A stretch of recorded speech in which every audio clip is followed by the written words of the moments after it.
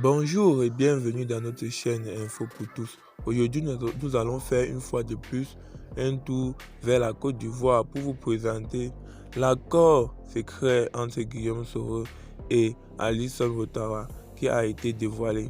Après un long séjour en Europe, Guillaume Soro souhaite entrer en Côte d'Ivoire le 23 décembre 2019, mais l'ancien président de l'Assemblée nationale a finalement été contraint à l'exil, car les autorités ivoiriennes n'étaient pas disposées à l'accueillir. Un an après ce triste événement, un accord secret entre Alassane Ouattara et Guillaume Soro refait surface. Pour plus d'informations, après le générique.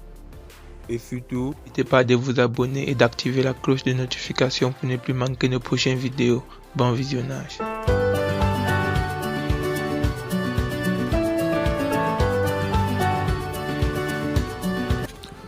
Attendu pour lancer sa pré-campagne en vue des élections présidentielles d'octobre 2020, le retour au bercail de Guillaume Soro s'est heurté à un arsenal judiciaire de taille. Le 23 décembre 2019, la justice ivoirienne a lancé un mandat d'arrêt international contre l'ancien président de l'Assemblée nationale pour tentative de coup d'État. Il doit également répondre de soupçons de détournement de deniers publics. Ces accusations ont alors eu pour effet immédiat de retarder le retour de Guillaume Soro en Côte d'Ivoire.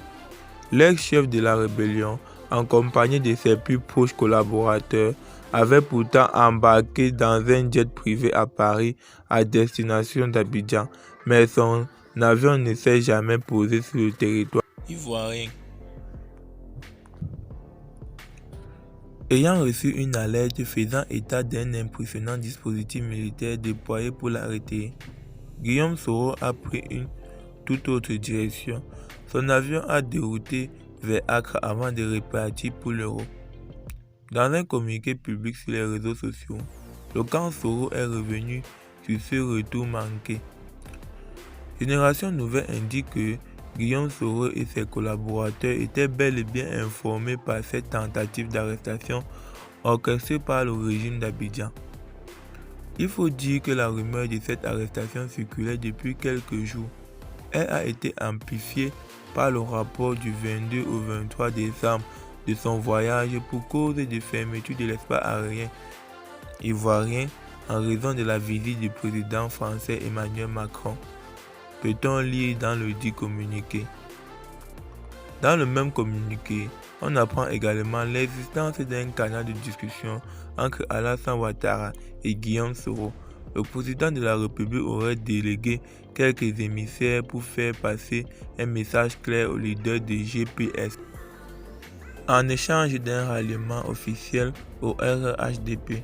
Le régime d'Abidjan était prêt à abandonner toutes les charges et lui permettre de rentrer en Côte d'Ivoire. Alassane Ouattara avait demandé à Guillaume Soro d'attendre qu'un accord soit préalablement trouvé avant qu'il regagne Abidjan. Par accord, le chef de l'État entendait une annonce officielle de ralliement au RHDP de la part de l'ancien chef de l'Assemblée nationale, relate le communiqué. Sauf que Guillaume Soro se disait innocent, aurait finalement refusé ce deal, et les conséquences de son refus sont désormais connues. L'ancien chef rebelle est contraint à l'exil quelque part en Europe et plusieurs de ses partisans sont incarcérés.